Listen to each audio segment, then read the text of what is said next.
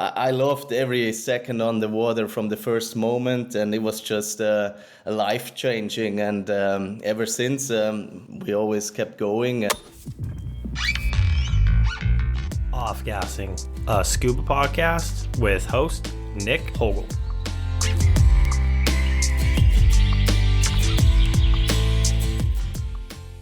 In this episode, I speak with Mike Basler from Switzerland. Hearing stories from his uncle about the underwater world, along with a fascination with the ocean, it was only a matter of time before he found his way into scuba diving.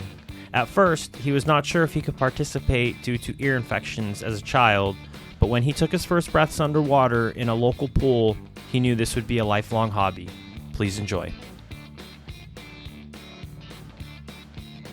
Mike, how are you doing this morning? Hi Nick, I'm doing great. It's a rainy day here in Switzerland, but I'm doing very good. Had a couple cups of coffee already, so I'm good. Awesome. Is it normal for it to be raining this time of year? Well, it's summer, or let's say it's supposed to be summer. We had a quite bad summer so far, but yeah, Switzerland is known for quite some rain, but summers are usually pretty good, but lately it has been just raining too much. That's the way it is. Yeah. Well, I'm excited to hear a little bit more about Switzerland, but my first question I wanted to ask you is, tell me how and why you became scuba certified. Tell me about that first breath underwater, that first experience, what led to that moment. Was it, I absolutely hate this? Was it, I absolutely love this? Tell me all about it. Well, in my case, it was quite special. I was always fascinated by the ocean and fish, and ever since I was a little kid, I was fascinated by the underwater world. I was always too small and to dive, so and I had an uncle that was scuba diving and telling all about his stories from the Maldives and everywhere he has been scuba diving. He's always brought me books and pictures, and I was always completely into it. It never happened that I started diving myself.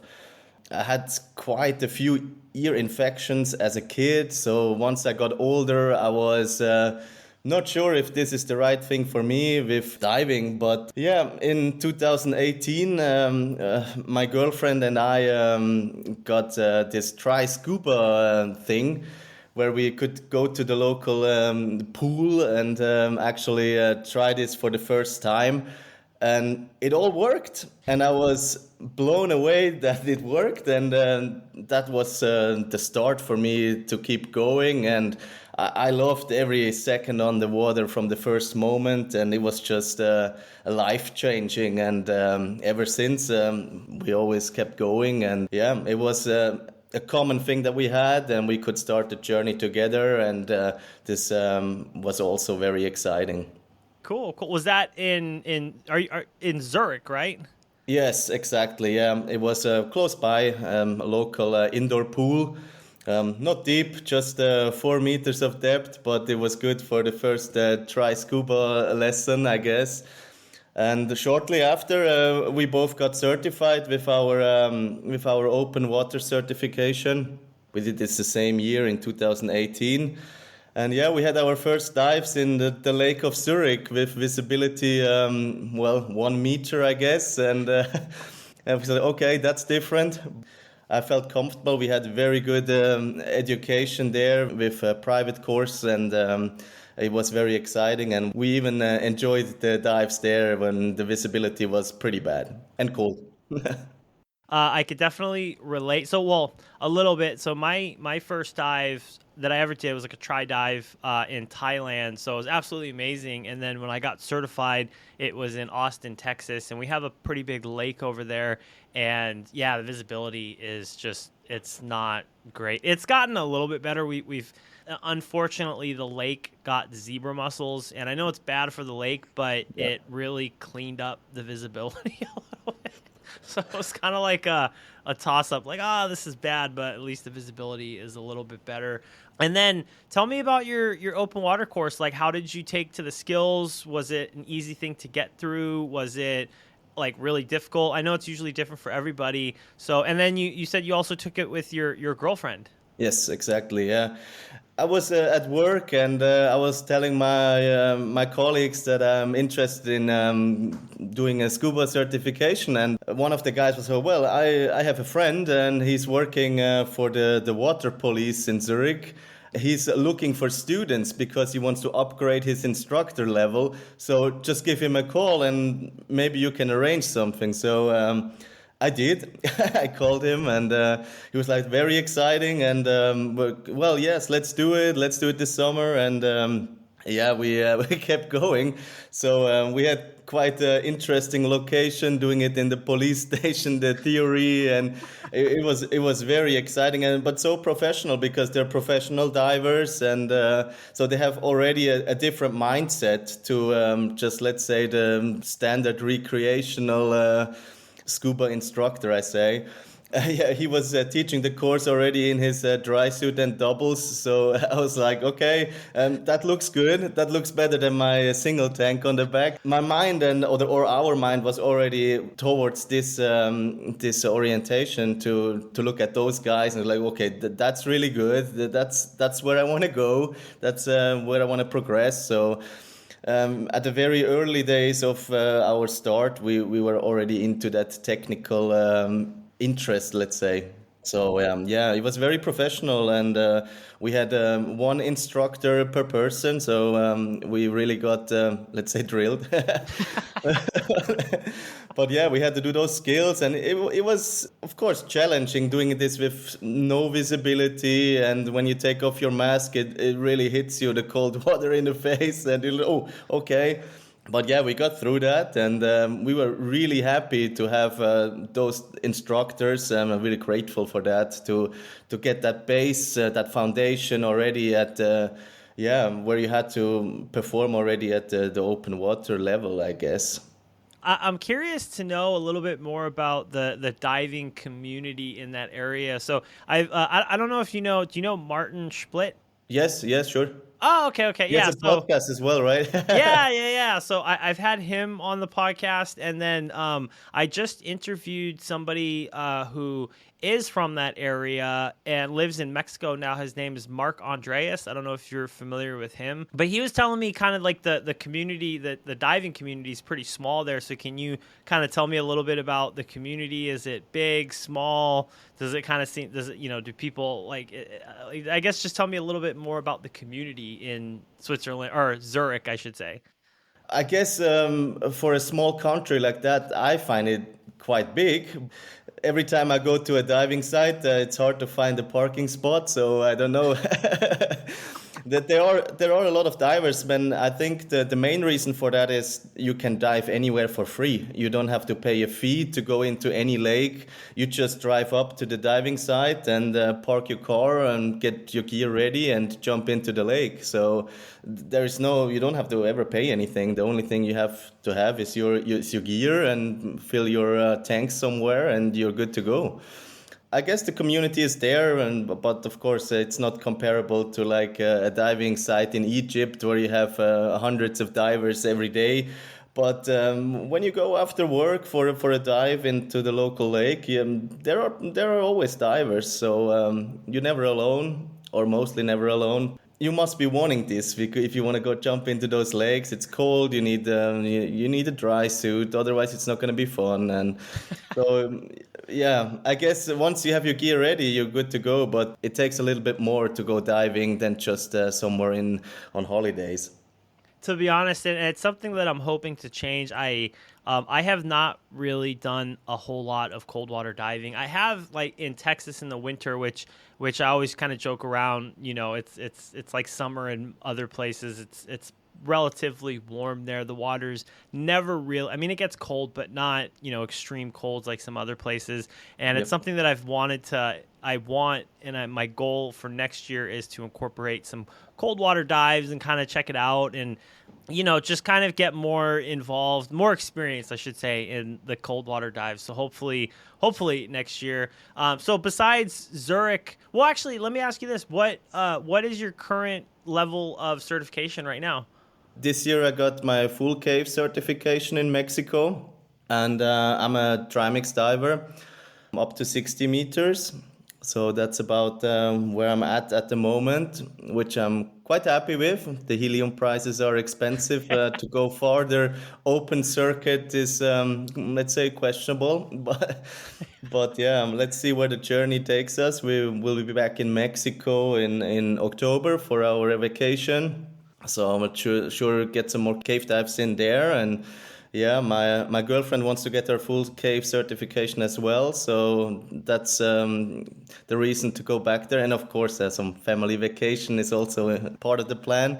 But it would be great if she gets certified as well, so we can continue the journey, the overhead journey together. Let's see more.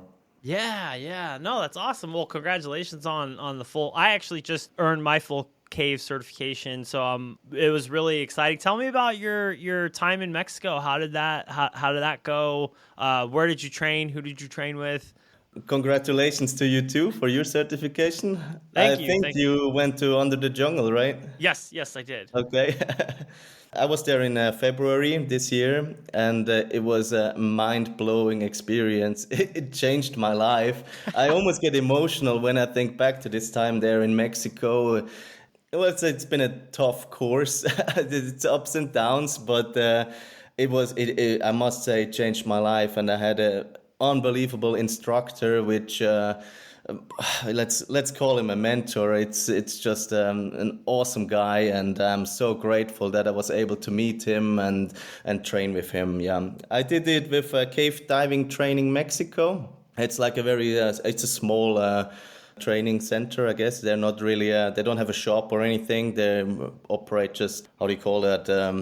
Out of their house, I guess. It's Oh, their okay, okay. office. And it's Alan Pocobelli is his name, and he's running this with his wife, Lily.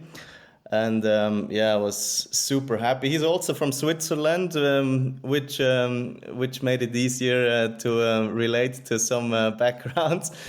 But he's been living there for quite some while and building this business. Yeah, very happy and unbelievable guy. I could talk for hours about him. Yeah. Where did you stay when you were down there? Were you in Playa or Tulum or? We were in between Playa and Tulum. It's a place called Puerto Aventuras. Ah, okay. Yeah, yeah. I stayed there. I stayed there most of the time that I was down there as well. Yeah, perfect. Yeah. Cool, cool. Yeah, we rented an apartment there for the time we were there, and it was just great. Kind of a touristy area there, but it was okay. We enjoyed it, had some fun, and it's always a good place to go eat at the end, in the evening, and also have those couple of beers. Yeah, no, I stayed in Porto Aventuras most of the time I was down there, and it's the little gated community. It's a little touristy, and then for basically like 5 days, I actually went and stayed in Tulum, and it's funny because I get just depending on who you talk to, I feel like most people that live there aren't really big fans of Tulum. I guess but I actually really enjoyed it compared to Porto Aventuras because Porto Aventuras is a little bit more touristy. You go to the marina area, that's where most of the restaurants are. And Tulum was like amazing. The food was really good. Everything was super cheap. Everything is walkable. Well, where I stayed, everything was walkable, and I really enjoyed it. But I mean, I guess I could see because it's a lot busier than the other areas. But did you do your training in back mount or side mount? Yeah, I did it in back mount because that's what I'm used to, and yeah, I know I felt kind of lonely there in the caves, looking around. Everybody is doing the side mount thing, but it would have been just too much to cross over to side mount and then get the certification done.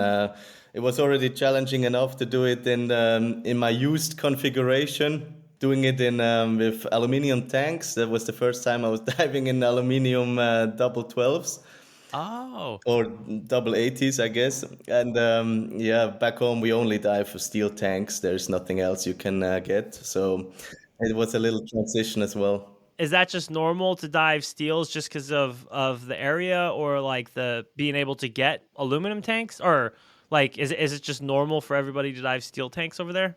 Yeah, it's mostly steel tanks. Of course, the stages are aluminum tanks. I guess mainly because of the weight, because you need with your dry suit and everything. It's also good to have some weight on your back, and you need less lead to go diving when you already have your steel tanks that never become buoyant. Yeah, I guess it's just the way it is, and there's no salt water, so there's also the matter of corrosion is not gonna affect that too much in salt water. You don't want to have those steel tanks. They're going to be done in quite some time.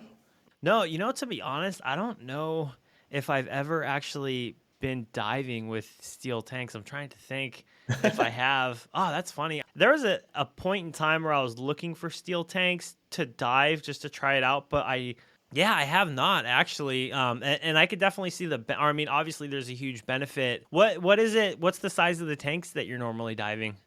Well, it's standard configuration is a double 12 liters. Oh, okay, So it's okay. almost like a 80. The 80 is like 11.1 liters, and the standard size here is like a 12-liter tank.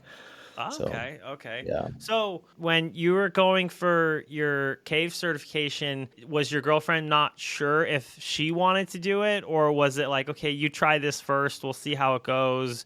Like, was she jealous? Like, oh, I can't believe you're getting cave certified. Now I need to go get cave certified. Actually, we started the course together, and we did the first few days together. But she got sick during the trip, Ah. so she couldn't dive for the rest of the trip anymore, and actually had to quit on the course. So the goal was to do it together, and it actually didn't work out. But that's life, I guess, and. I really felt bad for her that she had to stay in our apartment while I'm going to these amazing dive sites. But yeah, I guess you spent the money on a course, and I guess you want to get done with it because otherwise the money is gonna be gone and the course not done. So I continued, and we were sure to go back as soon as we can so she can finish as well and get it done for her.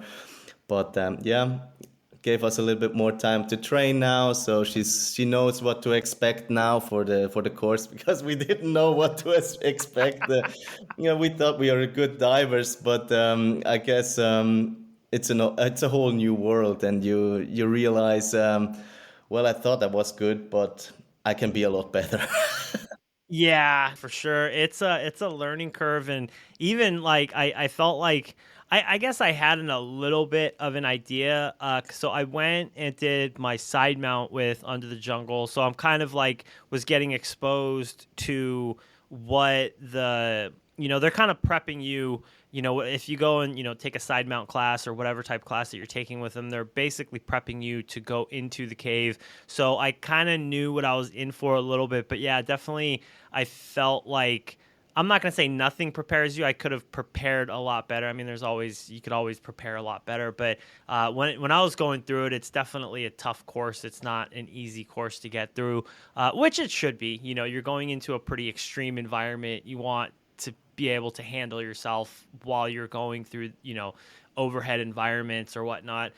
Have you looked into cave diving back home? Is there anywhere that you plan on trying, or have you been? I'm not sure since you've gotten your certification.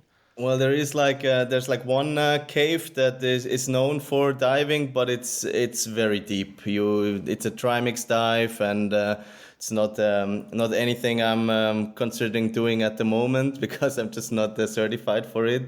And I guess it's a whole new thing if you go cave diving with your dry gloves, and the time is going to be very limited at my level at the moment, but. I'm sure I will be going there one day, but I just want to get more experience. And it's a flowing cave, so you're gonna have flow in there, and the visibility is not great as well. Most of the time, it's pretty bad. But since it's local, I'm sure I want to go there one day. But I guess everything at its time, and it's not the time yet. I'm excited. One day.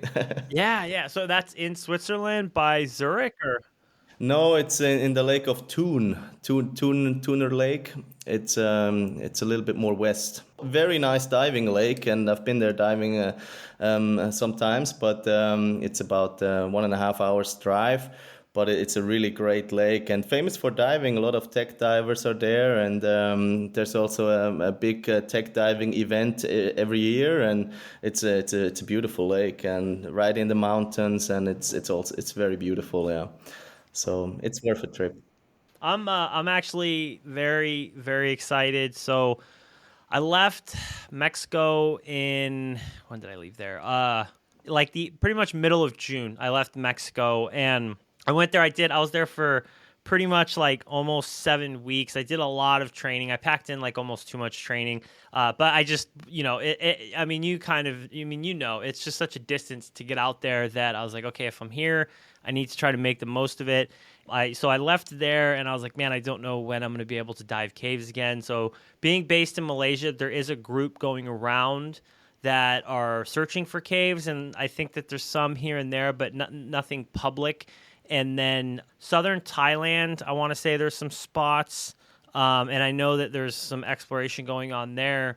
But I'm really excited because there's quite a bit of going on in Indonesia, Yeah. in the South Sulawesi area, and I'm Yeah. actually booked and I'm headed out there next Wednesday. So I'll be out there for Oh about like wow. 5 or 7 days. Yeah, I'm Nice. super pumped. I'm really excited. Robin Cuesta, I'm headed out to see him, and I've heard that they're really decorated, not as complex navigation as places like Mexico, because Mexico Yeah. you can just go forever. I mean, there's just so many caves down there. So I'm excited though. I'm really excited. So stay tuned for that. I'll let you know how that All goes. right. I'm excited.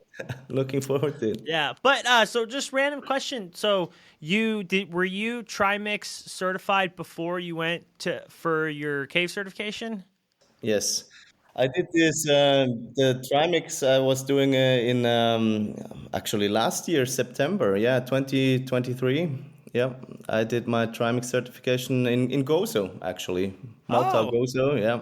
One of my favorite places to go. I try to go there actually once a year, but not making it this year. But well, who knows? Maybe. yeah. But The yeah, year's not over yet. yeah, exactly.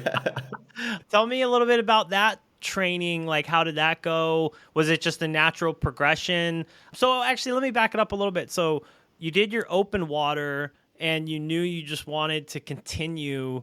And were you kind of going through, the regular recreational route, advanced rescue, Yeah. going into technical, or how did that all progress? Well, after my open water course, I knew I want to go that direction because everybody I was diving with was already like a technical diver, diving with double tanks, and I knew I want to go into that. So. A little while after I got my open water, I got my first double tanks and tried it out, and I guess that became my preferred choice of configuration. And yeah, I kept going. I did quite some courses, progressing just through it. Yeah, I guess, and diving quite a lot. Well, what's a lot, you know? You have to work, have a full-time job, so Yeah, you yeah. you try to make it somewhere to the lake and go diving. It's not just every day two dives. So yeah, I was progressing through those courses, and yeah, I knew I want to go into the technical part, and I went through rescue, and yeah, then I started, I guess, yeah, I switched over to TDI and was doing all the technical courses with TDI, and was quite happy with that. And yeah, first time I figured out there's something else than just the regular agency that we all know of.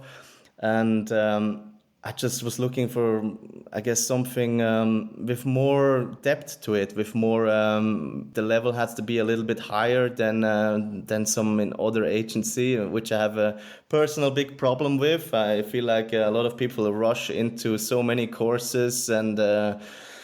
Are not qualified to dive some dives that they do, and for me a big problem, and I don't want to see any accidents, and sadly there are always accidents happening, but I think with better certification and with higher standards some of them could be avoided.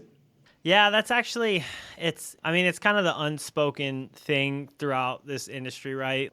it it's such a I mean it's real it shouldn't be that tough, right? It's like just, give proper training, make sure people are where they're supposed to be. I feel like a lot of times there's this, I've said it on the podcast today, it's not you're not paying for certification, you're paying for training, right? But for some reason that gets twisted around a lot where people just think like, okay, I paid, I should be getting a certification.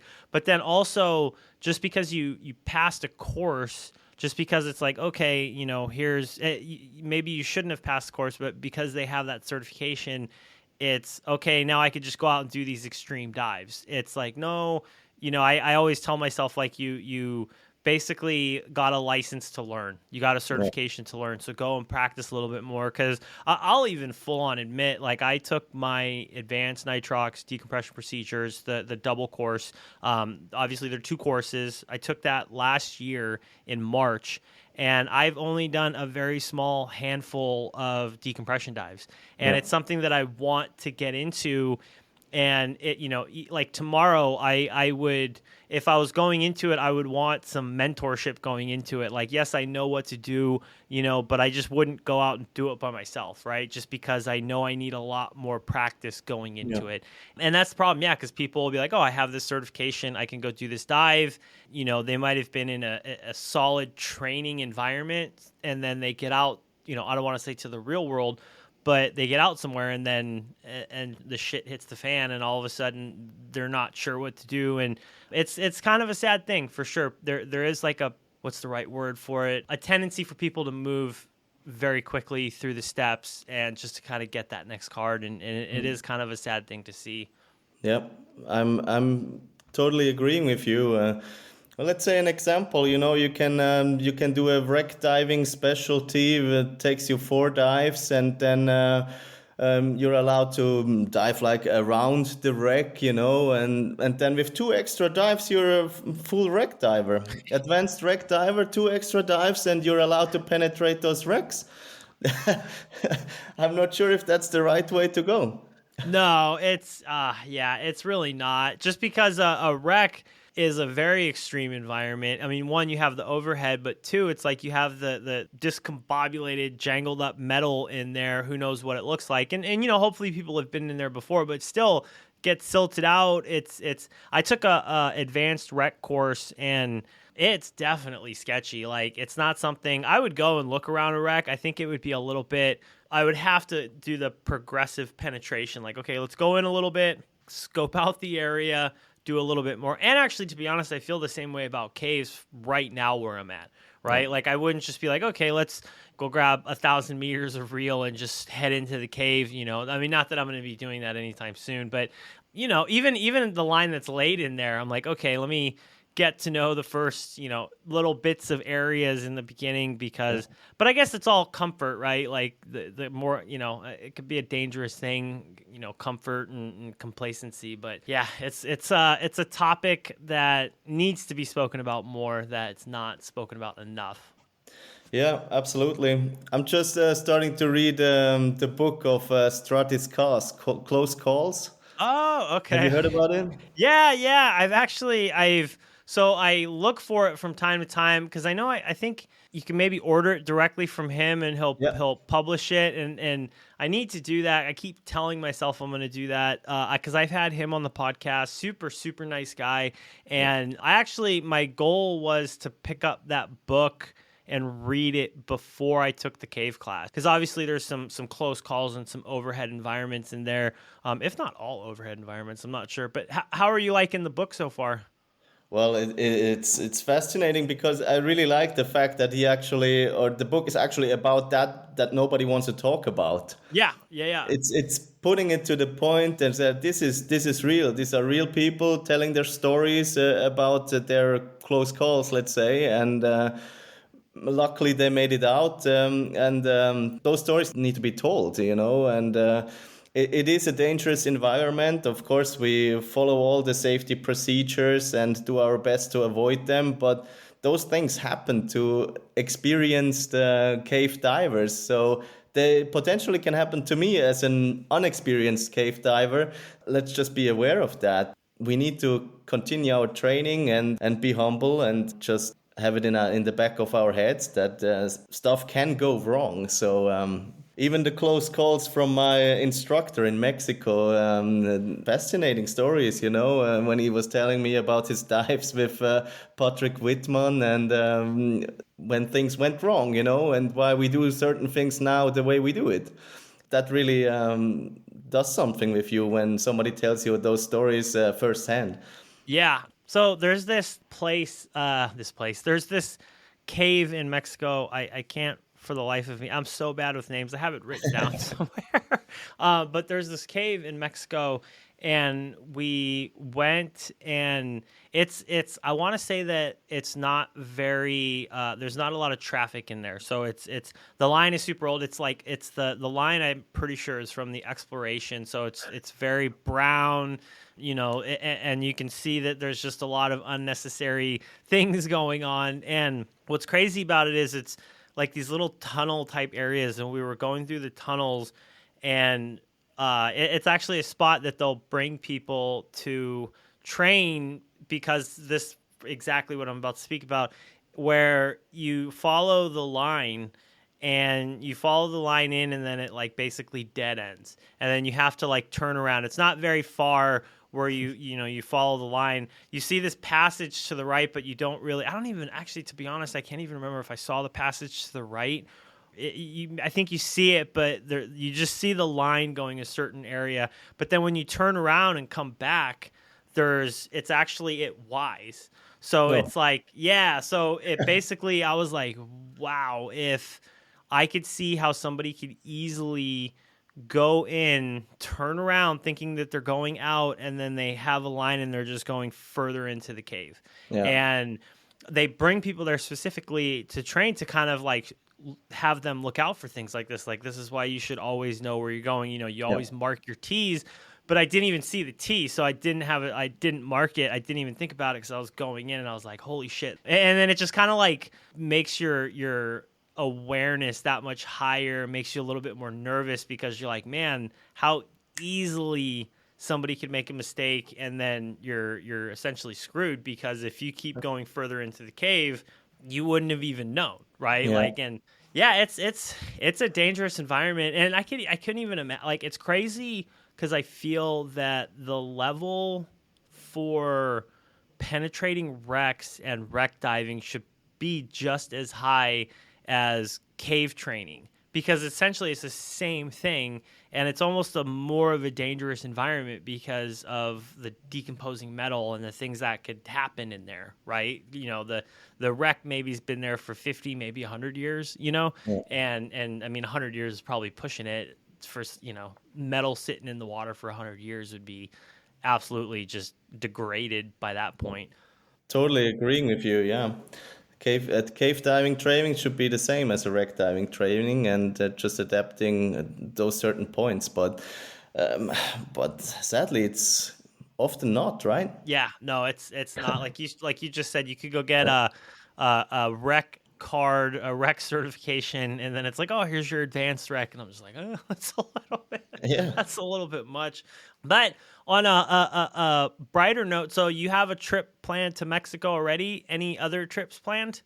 Well, in 1 week we are going to Germany. My girlfriend is from Germany, so we're gonna spend our daughter's birthday there with the grandparents, and we're gonna take our diving gear and go back to some of the lakes we've been diving there already, and some good lakes over there as well. They also have close by where she lives. There's an indoor training facility which is quite nice as well. It's big, it's huge, and they have planes in there and cars, and you can play around in there. So we're gonna check out that for sure. And yeah, speaking of Germany, one of the big goals is the mines. To go mine diving in Germany. That's one of the things that really is a goal of ours, and can't wait to get started there. And I always see the pictures online, and I'm super excited to actually check them out. Hopefully soon. Whereabouts in Germany do you go diving in the lakes over there? I'm close to Cologne, like Cologne area.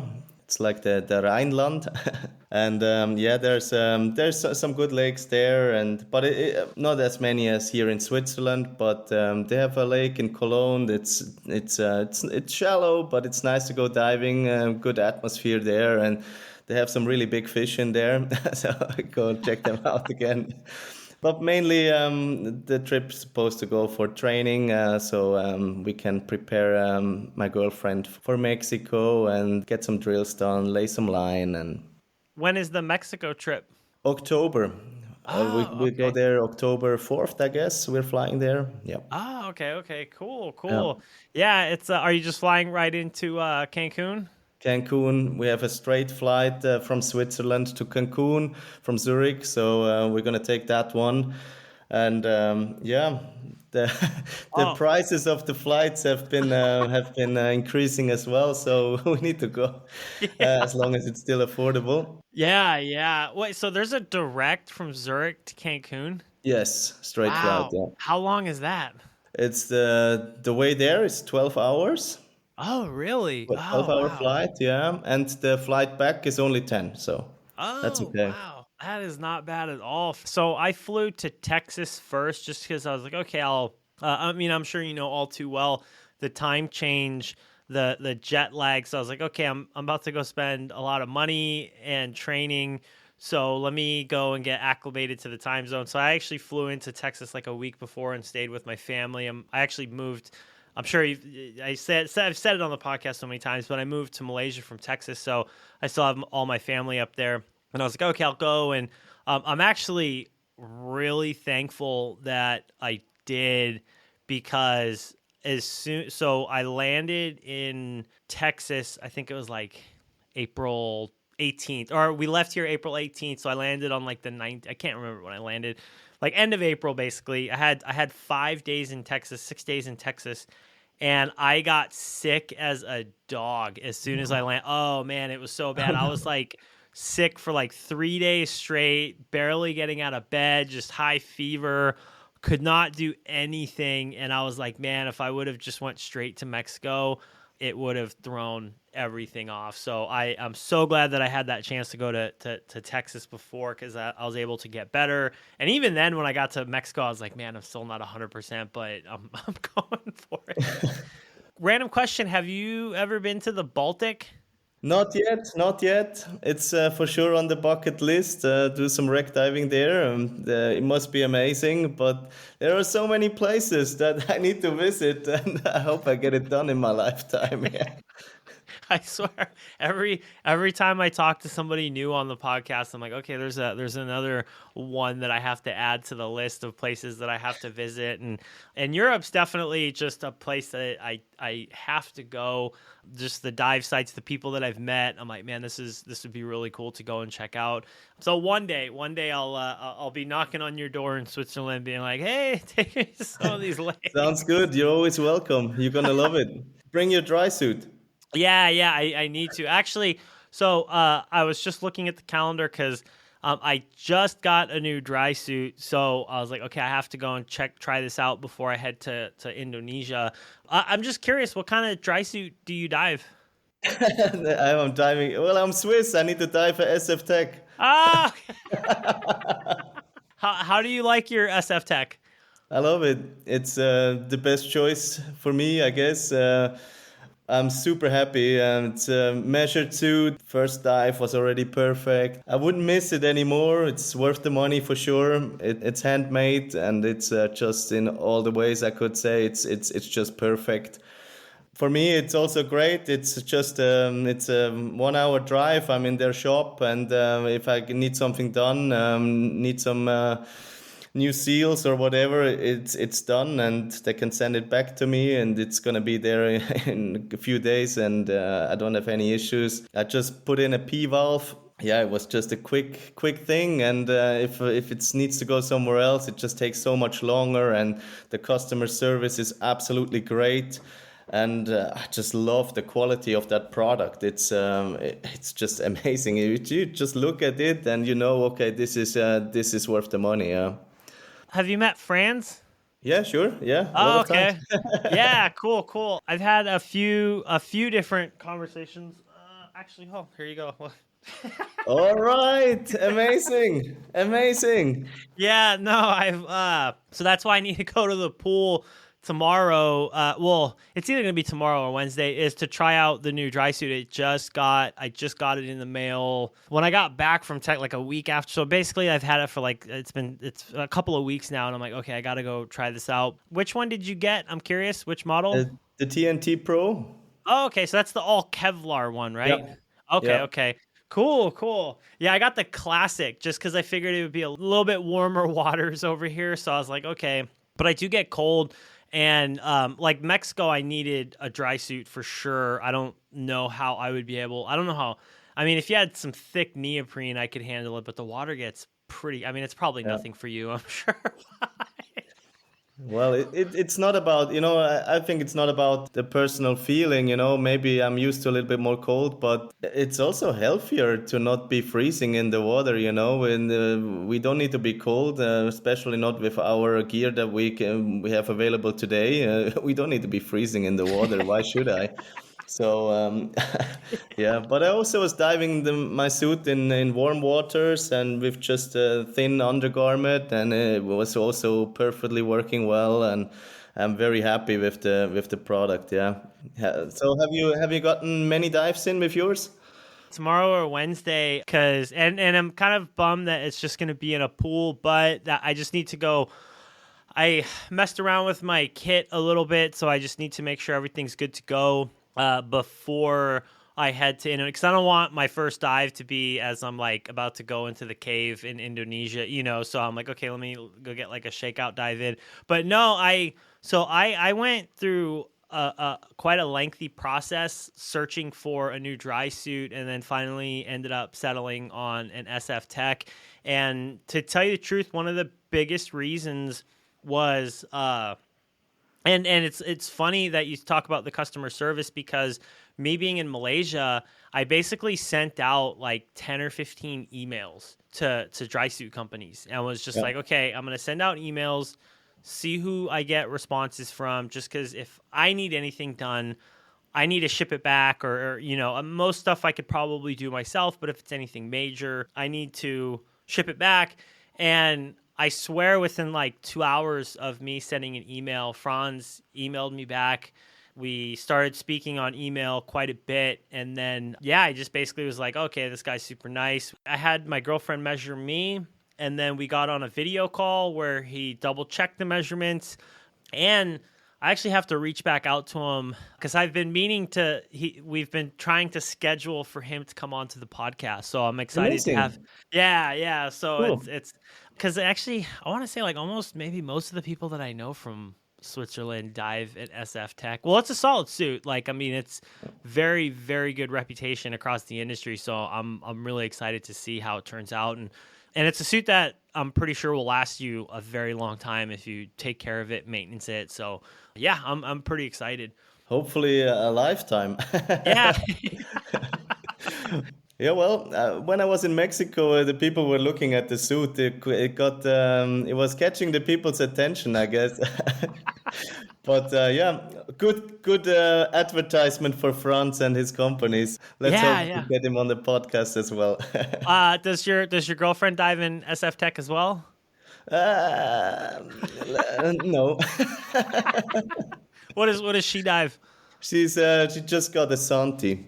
Oh, okay. Santee is another absolutely amazing product. I'm Yeah. actually in the middle of doing a Santee series and Okay. interviewing different, people throughout Santee and promoting their product. No, there was basically, I'll be honest, it leveled down to about like two or three suits that I was looking at, and SF Tech ended up being the one that I went with, but there was definitely other suits that I was really, really looking at, and Santee is another one that I was like, okay, this is a suit. I know that they just came out with the Avatar, which is kind of like their off the shelf brand, one not one size fits all, but they have their set sizes. But cool. No, I'm sure she's very, very happy with her Santee.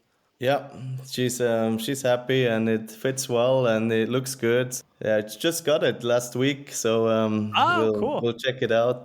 But yeah, yeah, I had a Ursuit before the Santi, which I was also very happy with, and Great customer service as well. Always got calls from Finland, and when they had to do work on it, so it was also great. But it was just always like 3 months of wait till I get it back, just because of the mail, because the distance, and it just took forever. And when it was winter, they had to bring the suit with the snowmobile to the factory, so it just took forever, and that was it just didn't work out for me. I don't want to wait 3 months for my suit to come back, and once they lost it in the mail, so I didn't have it anymore. Oh, So no shit.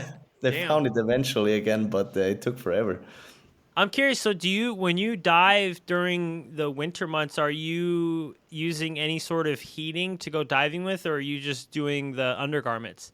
Yeah, I don't have any heating. Haven't felt the need for it at the moment, but most of my diving buddies use heated vests and stuff like that. But yeah, for me, I haven't felt the need for it yet. But with the new suit, and I've never been cold, so I Okay. must. I'm happy with it like it is at the moment. But who knows? When the dives get even longer, and maybe that will change. But at the moment, at my level and with my time of decompression, it has been working just fine at the moment. Yeah. Did you get the SF Tech undergarments, or do you have other undergarments?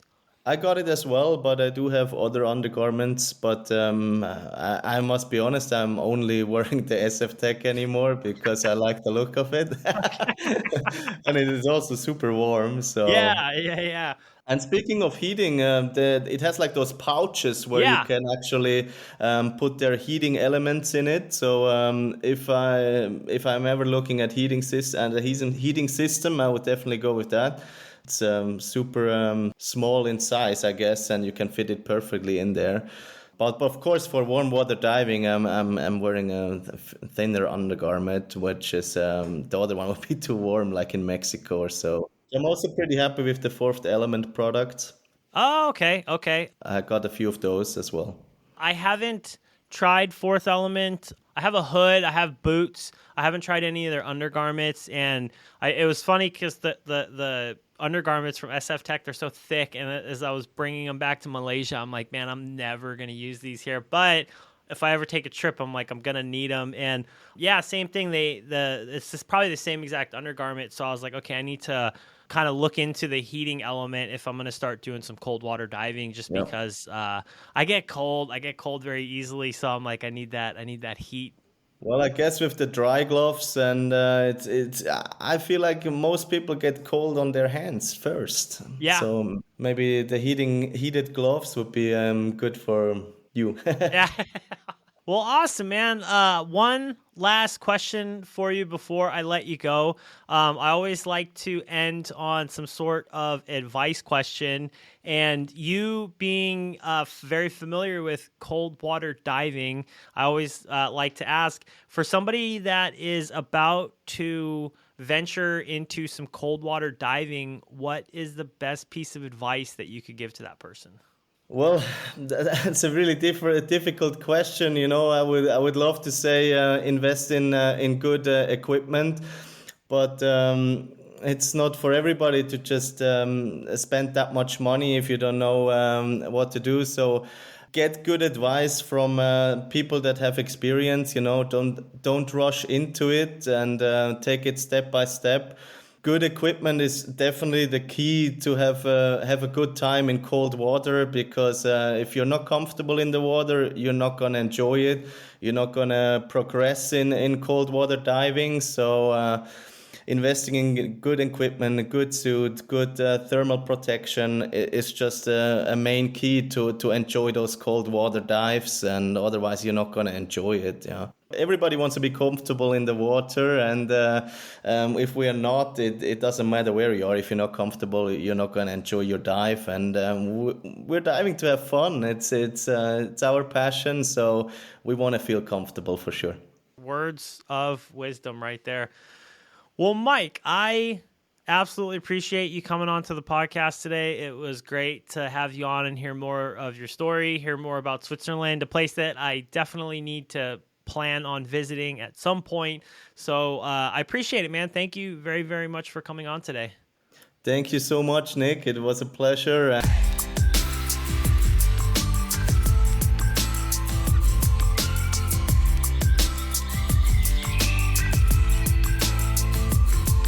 Off Gassing, a scuba podcast.